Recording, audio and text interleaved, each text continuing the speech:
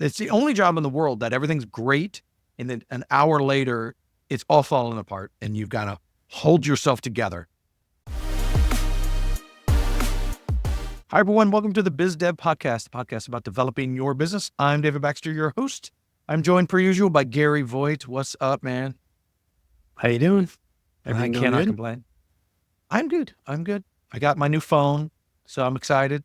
Got my new fancy phone. Here's the truth. So whenever I buy a phone, I hand it down, the old phone, to my family. And I'll tell you, my entire family is ungrateful. And my wife's going to listen to this, and she needs to hear this because I love you, but my whole family. So I'll use my son because I don't want to get my wife mad at me. So he has a phone that's now 2 years old that we hand. I'm a nerd. And so we have a guest. I'll get to her, I promise. This is a funny story, though. This is my 18-year-old son. I hand him his 2-year-old phone. This is his new phone. And I'm like, I have to do the swap. We call it the phone dance. We all get together and we do the phone dance. And I say, can I get your phone so I can swap it and do the thing? And he's now, and I'm like, dude, I'm giving you a free phone. He's like, do you have to do it now? Like right now? And so I finally get it. I say, it's convenient for me. So I grabbed his phone. He got all cranky at me. Like, they're ungrateful. That's all I'm saying. I get a new phone. You get a new phone and you just complain the whole time. Anyway, let's talk about something more important. More importantly, we are joined by Nichole Lowe, who is the founder and CEO of Zoee. Hello, Miss Nichole. How are you? Hello, David. I'm doing very well. Nice to see you both. Hi, Gary. Hello. Nice to meet you. I might just say I get the whole hand-me-down of phones because I'm a tech nerd in my family as well. And so my phone's down to my husband, and he does the same thing. What do you mean? I want to go get the new 16. I'm like, yeah, but I'm getting it. My wife hates change, and especially around tech. She is still mad at me for when Apple changed in iOS 6 to 7 and they did the huge UI upgrade. We're talking like 10 years ago. She still brings it up because she's mad at me right now because the new iOS 18 at night, your icons turn dark. If you've seen that, freaks her out. And she's like, everything's changed. Why did you do this to me? And I'm like, I did not write that software. Just so you know, I do not own Apple. Can we coin a phrase for this phenomenon and just call it trickle-down iPhoneonomics? No, either that or you have to act like Reagan when you say that. Trickle-down iPhoneonomics. You're fired. Not worth it. You're the worst impersonator ever. We could edit that. So tell me about Zoee. Yeah. So Zoee is it's a software platform that is designed to simplify the business of coaching online. So it's soup to nuts, business in a box, from ditching your Zoom, ditching Calendly, ditching your CRM, ditching accounting. Everything's all wrapped up in one simple sign-in. So I like to call it the universal remote. If you remember the days when we had 6, 7, 8 different remote controls, we're trying to deal with the TV and the sound. And then you got a universal remote. So Zoee's a universal remote for business, and also a marketplace where we bring new business and new aligned leads to our customers. Very cool. So you yourself are a coach and have been a coach. Yeah. So are you still a coach, or are you now just a software platform CEO? I think just. So I'm only laughing because, I've been in this business for 15 years, the coaching business, and now and again, I'll get a call from a client that I used to coach, and I'll take her on, and it's great. And I love it. Being a CEO of a startup is, you got to get real scrappy, lots of grit, lots of time, lots of, 18-hour days, long weekends. I'm just a CEO. Just a CEO. Just a wall. Slacker. That's all I'm saying. Slacker. Okay. So let's back up then. You've been doing this, I think I saw 4 years. Is that correct? Yes. 4 years. So obviously you were a coach, so you started doing this. Did you do this in the classic, I need to eat my own dog food thing? Or did you do this because you were like, I know how to do coaching. I think I can help other coaches. Yeah, I would say that there's nothing traditional about my path at all. Fair. I think I was coaching, and I started coaching other coaches and helping them with their business. I'd done business in the past, and, just really frustrated, not only for myself. So I built something for myself that I, be proud of, something that I served up to my clients. And then I was helping other coaches and really saw this a lot of innovation in this relatively new industry called coaching, but not a lot of innovation in the technology around it. And that's when I had my aha moment. And I said to my husband, I'm going to build a tech company. And did he sigh and go, fine? He kind of looked at me because he knew we were really wild. He was like, hey, why don't you dust off that yearbook and see what it says in there? I'm pretty sure it says Nichole's the least likely person to build a tech company. I'm sure. It's been a crazy ride. I'm thinking about coaching online because I get harassed all the time by different people who want to sell me some sort of course, right? To teach me to be better at something. Yeah. But that's only been around for a year or two, give or take. It probably took off. I'm probably being unfair. Probably took off really big time during the pandemic. But if I'm getting my timeline right, you were before that. So that's really interesting. So that's some real vision there. Either that or you just got caught up in a beautiful wave. Which is it? Come on, be honest. Yeah, I'm not one to toot my own horn, but I had a pretty strong vision. I saw that, this younger generation coming in was very immediate, very now, fix it now. What could be possible if somebody could actually be there with you in the moment that you're having the crisis, whether or not it's, I'm trying to lose weight because I'm seeing the ex at the wedding, or, I'm having this really difficult situation with my boss. How do you effectively be a coach to just have it be more day-to-day and part of your life, right? And that's the basis for what I saw Zoee. I had no idea that we would go from 10% online coaching to now 82% online coaching and not meeting in person. I had no idea that was going to happen overnight. Sure.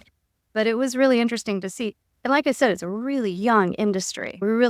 Coaching only came on the map probably back in the 90s with Tony Robbins, when he went out there. Oh, yeah, coach. Oh, what's this all about? So we're pretty new and we're just getting started. Very cool. So you have this idea, you go to your husband, I'm going to do this. Yeah. You're not a tech person. Is that safe to say before that? Okay. So what is your next step? Like that, you're venturing into some very strange waters. Yeah. And most of our clients are the exact same kind of people. Most of our clients are non-technical people who want to build something technical. So I'm used to people like you coming to me, but it's always a different path because it's hard to find people like us, not to toot our own home, but we're awesome. But how did you do it? Because obviously we have not worked together. I should be upfront. We have not worked together. But where did you go from idea to you've built an entire platform? Yeah, it's a really good question, David. And it's a crooked path, of course, like all of our. I think a lot of it was fire and adjust. I was sort of playing around with, my husband used to say I was the queen of plugins, because when I was trying to streamline my business, I'd, research, like, how can I optimize this particular part of my business? And I'd find some plugin or some app or something that would help me. And then how do I either zap it together or how do I integrate it? And so I spent a considerable amount of time just researching how to stream flow business. And so I have and then I spoke to coaches and did a lot of interviews and stuff, and really wasn't thinking about the technology. And I think that's probably the secret sauce. Had I thought, oh my gosh, I'm building a tech company, I'm not sure that I would have done it because I would have had imposter syndrome. I'm not sure that I would have actually stepped forward to do it. Yeah, the would have taken over. The fear would have just taken over me. And so I think it was kind of dumb luck in the beginning where I was so focused on just what is the problem and how can I solve this just from a wireframe perspective or a whiteboard perspective. And that's really how things started. And then I met this really cool guy He's a computer science guy that worked on really interesting AI work back in the 70s. Like, he built these algorithms in the 70s where it would match up when to release your ad on radio stations because of the demographics and all of that. And I spent about 6 months with him, just looking at the designs and creating the wire flows and all that stuff. And he added a lot of really neat things. And then COVID hit, and I thought, what am I going to do? I don't know anybody in technology and I don't have any money. And so from there, it was CED that helped me and introduced me to my very first investor, which then allowed me to build a prototype, which got me into Techstars. Oh, very cool. Okay. So CED, for those outside of the triangle, is Council for Entrepreneurial Development. Is that correct? Did I say that right? That's correct. They are one of those organizations that are local to the Raleigh area that helps startups in a myriad of ways. We have been around them for years, but never really super involved. That's very cool. So you got into Techstars eventually, and they give you, if I'm right, a little bit of money. Yep. And a lot of mentoring. Mm-hmm. And then they give you access to whatever their expertise is, which I've heard is the real value of those kinds of things. And so you use that money. Did you hire a dev? Did you offshore it? Did you mix of all? Yeah, I made some rookie mistakes. I hired an offshore team. Okay. How'd that go for you? Terrible. I say that. Never heard that before. I've never heard that before. And I need to preface it because I come pretty hard on, we're US based, right? Yeah. That's our shtick. And I come down pretty hard on offshore teams.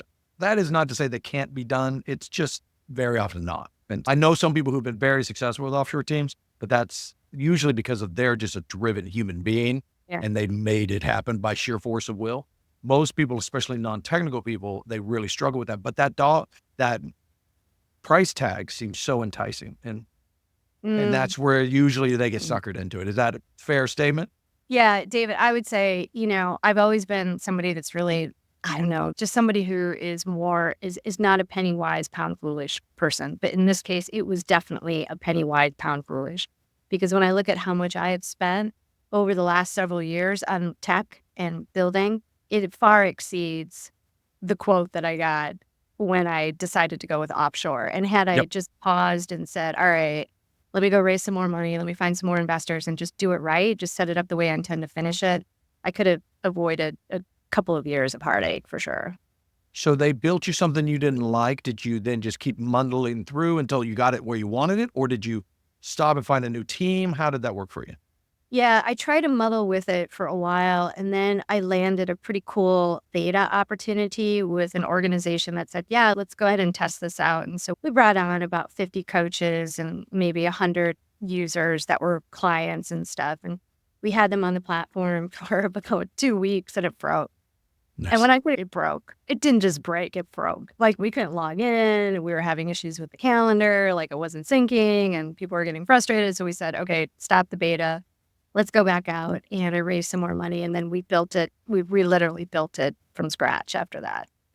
Was that your own people or did you find a US based team? How did that work? I found a US, this is where Techstars is great because I found somebody from Techstars who is my CTO and he also had a background in banking and he was a CFO. So it was really great bringing him on for about a 14-month contract. Nice. And so he built a team. We built a team together and they were independent contractors and we just built it all stateside. Got it done. Nice. Very cool. We got it done fast. We got it done right. So you have your platform. How long have you been live with your current platform? Almost a year. We launched it last December and, that was really exciting. So it's been about a year. And so where are you guys in the runway stage? Are you on a runway? Are you self-independent? Like you make enough money, all that kind of stuff? Where are you at? We're on a runway for sure. Sure. Yeah, we're on a runway. We're doing pretty good. Yeah, that's always that stress of you have a runway. Yeah. But what does success look like when and this is different for everybody, but you've been taking in a certain amount of money and those investors want X return. Yeah. And so you might even get cash positive and they're still mad at you. Yeah. Right. And that's got to be rough. I usually recommend when I talk to brand new founders to try lifestyle business, meaning you own it and you build it, you figure it out because you can never go back to lifestyle. Once you've taken money and that's it, you're on that road. Yeah. But you can always take money, but you can never go back to lifestyle because that stress point. But I will say, most people don't. Most people follow exactly what you're doing. And many are successful. Many are not. That's just the nature of startup, but it's very exciting. It sounds like you're on a good path.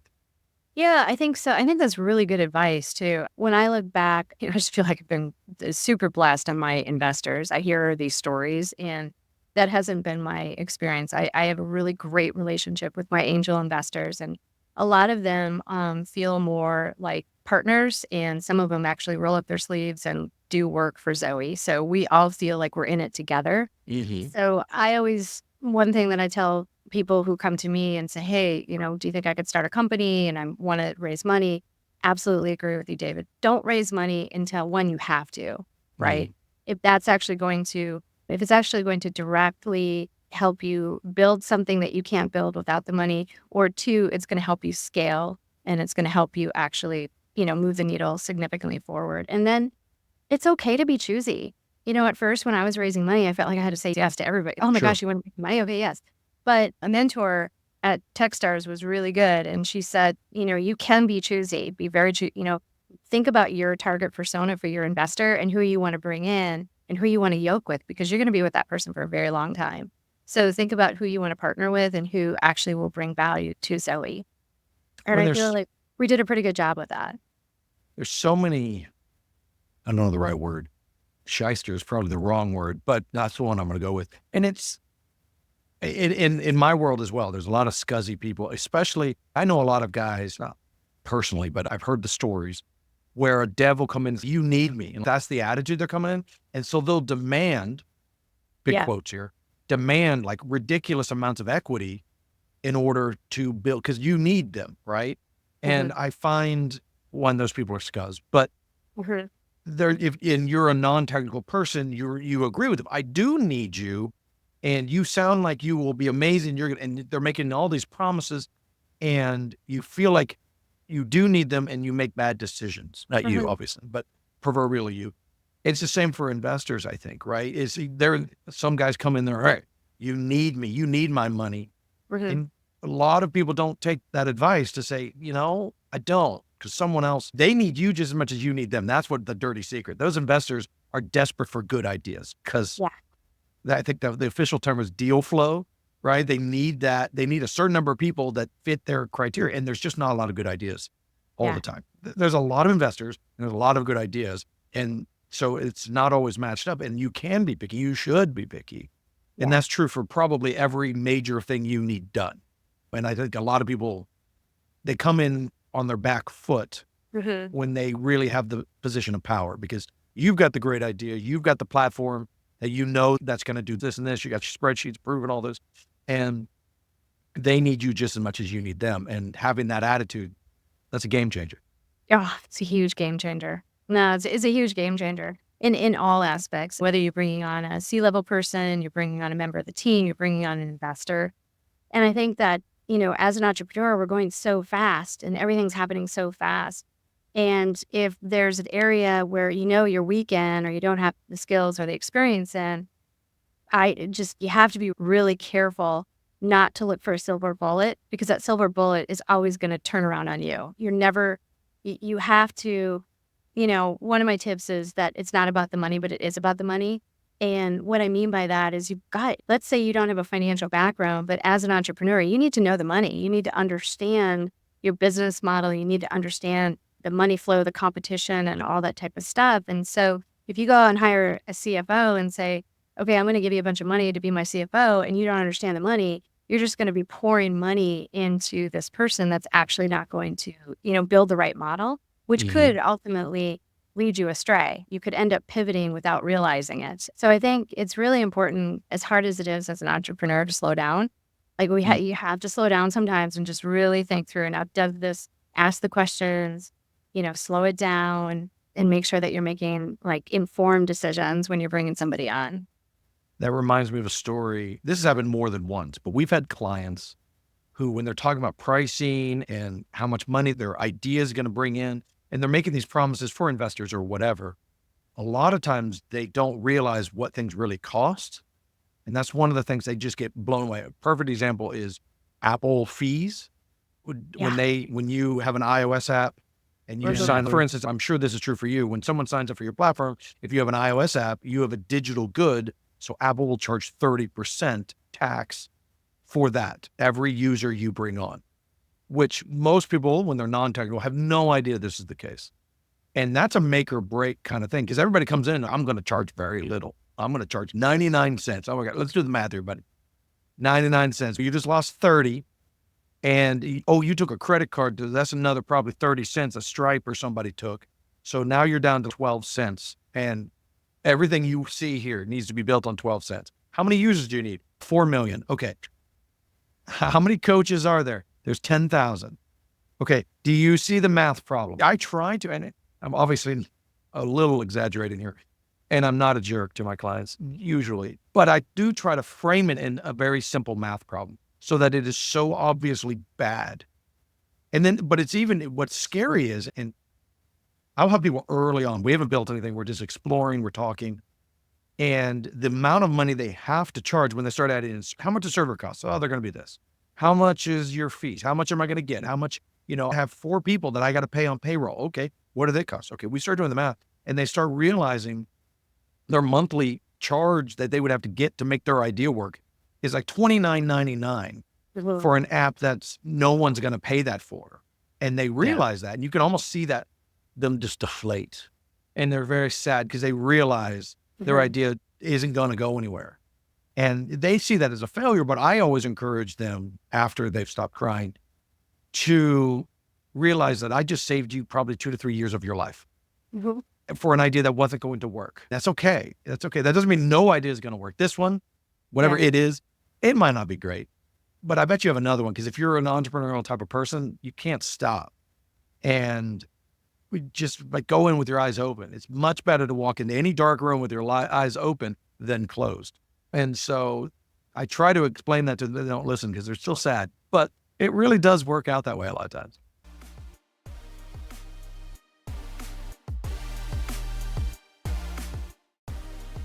Big Pixel builds world-class custom software and amazing apps.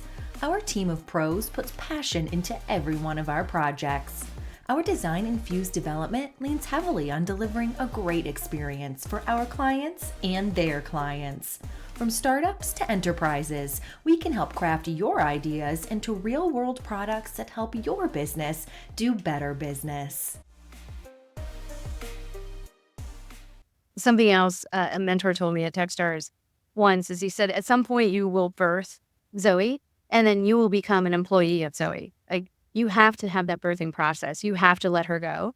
And then when you switch from being that I am my company, I'm this idea and the idea is me and we're one, and you let it go and it becomes its own entity, and then you're working for that and putting a CEO hat on, oh my gosh, the things I think about now are completely different than a year ago, because it's not thinking about what is in it for Zoee and me. It's what's the best thing for the company and the stakeholders and the customers and all of that. It's great. And then you just make completely different decisions.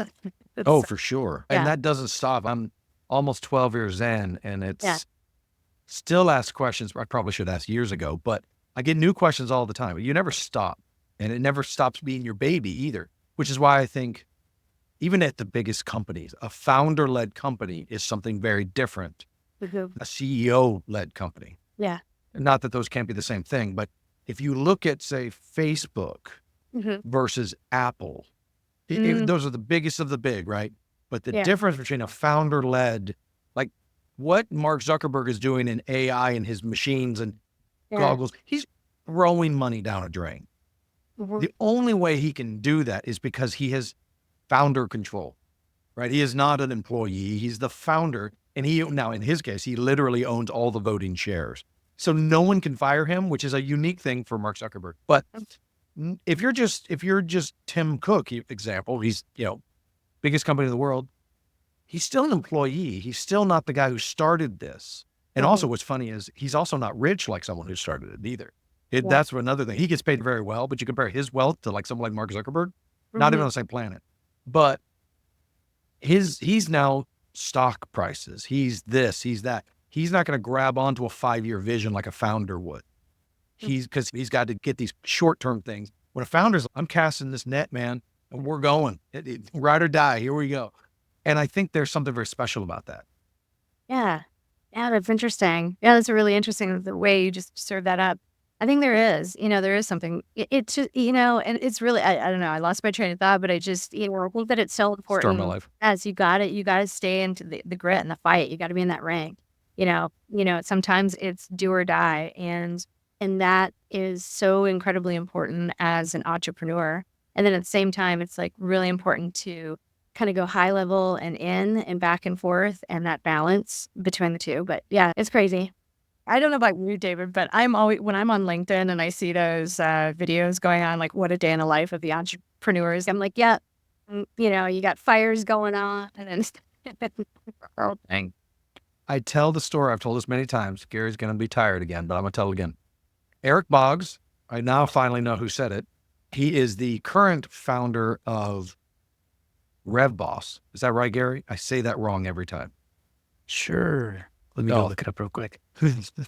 I'm 99% positive. He has a quote I attributed it to him, Gary. Go me. He has a quote that every founder has two songs in their head. Everything is Awesome from the Lego movie, and Everything is Broken by Bob Dylan. And they're both playing at the same time all the time. And I connected on that at such a deep level. I think I heard each said that in a speech, I don't know, a decade ago. And I was a new entrepreneur at the time. And I was like, man, he's speaking my language. And that's why I tell that story all the time, because it is absolutely, because it's the only job in the world that everything's great. And then an hour later, it's all falling apart and you've got to hold yourself together. Was I right, Gary? I'm impressed. Yes, you had the name of the company correct and you had the founder's name correct. Oh, yes. Go me. I think that's probably the first time I've in ever about done that. 6 months, we'll learn that the quote is from someone else. But so we far, confirmed it with him on this podcast. That is me. Anyway.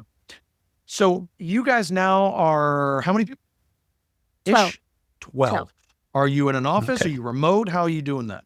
We're 100% remote at the moment. How's that working for you? You like it? You hate it? It's there's a lot that I love about it. It's great because I can tap into The commute's talent great. from out, the whole United States, which is really cool. We've been able to build a really cool culture on Slack, in our meetings, and we do fun things and stuff. I would say in terms of culture building, we hired the right people who are, resilient, self-reliant, self-starters and the whole bit, and really love what they do and love the mission. And so that's great. The part that I don't like about it is that when you do things like UI, UX design, or you're whiteboarding things, or you're just like getting into the creative process, maybe with a marketing team, that it's so much easier to be in a room together and just block out half a day and go, all right, let's order pizzas, or, block out a whole day. Let's order some pizzas and let's just dive in and just get it done. You don't quite have that attitude on, Zoom. And sometimes I feel like the creative is better served in person. So I am taking a look at that, when we've got some extra funds to take a look at some co-working spaces. Half my team is in San Diego. The other half is in Raleigh. And then I've got a couple other people kind of sparsed about. So we'll see. It's tough. We're 100% remote. And I do a lot of we call them exploratories, but they're deep dive with our clients or potential clients. What do you want to build is really the question. And I have gotten to the point where a lot of them are remote, and I prefer them in person just because the camaraderie is much better. But I've gotten to the point where I have my iPad. I'm not an artist by any stretch. That's Gary's job. But I will draw like I'm doing a whiteboard on an iPad. So you'll see the top of my bald head while I'm drawing the whole time. And that's because, and so everyone's staring at my iPad as I'm drawing. And this is how, I'm sketching things out and stuff like that when we're doing UI, UX conversations. That's worked really well. Not as good as in person, but it's not bad. And I will say what's really great about it is when it is remote, the whole thing's recorded. So if I have any questions as to what happened, boy, that's real nice. When it's in person, there's no recording of that. It's just in my head. And that's a very bad place to be. So I totally understand, because that remote thing strikes me. I did not want a remote company when I started, but we've been doing it now 8 or 9 years. And so way before COVID, because it was just a necessary evil for us. But you sound very similar to us. We live on Slack. We try to make it fun. We actually just won a culture award, which is very exciting. I was going to bring it up. Culture. I think that's hugely important for any remote team. So yeah, it's important for every team, but it's incredibly hard. It takes twice as much work to be remote because you don't have the water cooler. That sounds so cliche, but that water cooler is, you guys just having to pass by at the hallway and you're like, hey, how was your weekend? Right? You can do all that stuff. And it's just natural human interaction. You have to force that in a remote world. And that is not natural at all. And especially when half of your team are people who don't like to talk to people, it's really fun. But I know. Yeah, that's true too. Congrats on the award. That's awesome. Oh, thank you. Yeah. Christy gets all the credit for it. She worked very hard. We had to do interviews and we had to do forms, and she led that whole effort and she did a great job. That's great. But yeah, very proud of that. Earlier when you mentioned that you had your beta, and then when you had, like 100 coaches or whatever, some people on there, and then it crashed and you had to redo it. Did that deter anybody from joining like the next beta of the new and improved version? Or were you still able to kind of pick up that traction and go? Yeah, we were pretty lucky. I'll tell you what did happen. So first of all, to answer your question, that a lot of those beta testers just came with us. Well, you know what? I get it. It's all good. Just let us know when you've Okay, got good. come back. So a fair amount of those did come back. But I'll tell you what did happen. We had a whole, like, I had a ton of capital that I was raising, and it was all kind of wrapped up into the KPIs and, doing some marketing tests and getting through this Yeah. test process. And when that broke, then all that funding went through. And so that was a real difficult thing to go through and try to figure out how to go back out there and tell my story and try to raise more capital and start over. Okay, but you were able to kind of pick back up steam with the newer version, the new release, and then just kind of keep the ball rolling from there. Yeah, And absolutely. So when I raised the next round of funding, when I was able to do that, then that's when I hired the CTO and then we built the team, and that's what we've been cranking on for almost the last 2 years. So, and when I I will say 2 years, I mean from the moment we started building that to Sure. really. I will say one thing that's worth noting for future founders. People who want to be beta testers generally are really forgiving. They are the tip of the spear of tech, whatever that tech we're talking about is. They want to try something new. If it fails, it's really not a big deal. And if you want to try again, they're usually game. then to bring it all back and bring it together, what did you experience through your journey that would kind of help me answer this? What are your top 3 pieces of advice for any new entrepreneur or business or startup? Yeah, absolutely. I think, the one that I touched on earlier is just that it's not about the money, but it is about the money. And it's really important that entrepreneurs understand the business that you're getting into, understand your competition, understand the ecosystem, understand how the whole system works, understand the money flow, understand your pricing like building your pricing model. All of that is so incredibly important that you understand that. Because if you don't understand that, you can end up building, it's okay to fire and adjust and to pivot, but just not understanding the basic economics of what you're building, then you can be influenced by outside contractors. If you bring a CFO on that has, him or her ideas and things like that. You could also be vulnerable when you're feeling low about your competition, making a huge stride. And it's just important to understand the money part of it. And the second part I would say is embrace failure. We've heard that before, but seriously, you're going to make a ton of rookie mistakes. I know I made a ton of rookie mistakes, but the beautiful thing about failure is you're actually in the rink and you're fighting. You're actually doing something and you're making something happen. And it's through those moments that you learn and you grow and you stretch and you become the entrepreneur that you're going to become. And if you let failure get you down and get you into a rut and it forces you to stop, you're really cheating the world of this great idea that you have, because you've got this idea, and embrace that. Don't let it knock you off your guard, but take a look at it and what's the lesson in that experience, and just keep perfecting it. Just keep moving forward and keep trying to do better. And sooner or later you wake up and you look back and go, oh, wow, I don't make those rookie mistakes anymore. So that's a good thing. You make new ones. Yeah, and I don't know. I know. I was just going to say, and then you make a whole, I'm still saying I'm a rookie, and I'll be saying that for another 50 years. So. Exactly. And then I think the third one that's really important that I found is, for most of us that start businesses, like we tend to be workaholics and we tend to be perfectionists and we tend to just go all in. Don't do that, man. You're going to burn out big time. It is so incredibly important to really lean into work-life balance and whatever that means to you. And I don't mean work-life balance in the sense of, well, okay, I go to the gym every morning. Okay. So the gym is good. You're keeping your body healthy, but is that really filling your soul? Are you really filling yourself up? And so for me, going to the gym does fill me up, but maybe somebody else is what I really need is I need to be alone and I need to be in a park and I need to just sit and listen to the birds. That's what fills me up. And so it's really important that when you start this journey that because you won't see the burnout. That's the scary thing about burnout. You're not even going to see the signs. Your loved ones will, but you're not going to see it. And then when you're burnt out, it's really hard to come back. And another really good way to avoid burnout is to trust the people that you love and that are close to you and check in with them and say, hey, how am I doing? How do you think I'm doing? Am I doing all right? And they'll tell you, they'll tell you where you are. So those are my 3. Love it. Spoken like a true coach. I There was love it. one thing you I said think you got a earlier. career in there. I'm not sure. Yeah.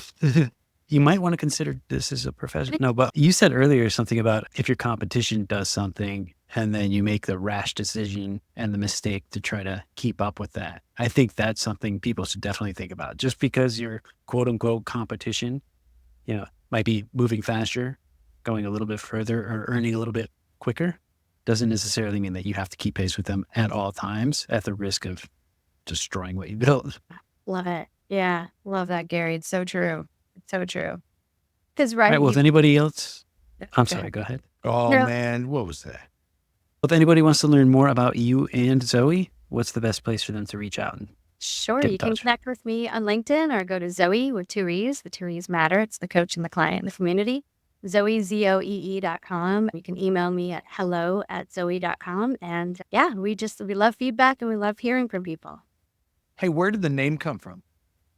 The name came from, so Zoe is a female Greek word for life, and it is the root word for zoology. So it is all life on the planet. And in spiritual terms, it means the God life in all of us. And why I chose the 2 E's is because it's the community that we bring light to each other through the coaching. And so it's the connecting of the God life in all of us and building up humanity. Nice. Wow. That was way more profound than I expected.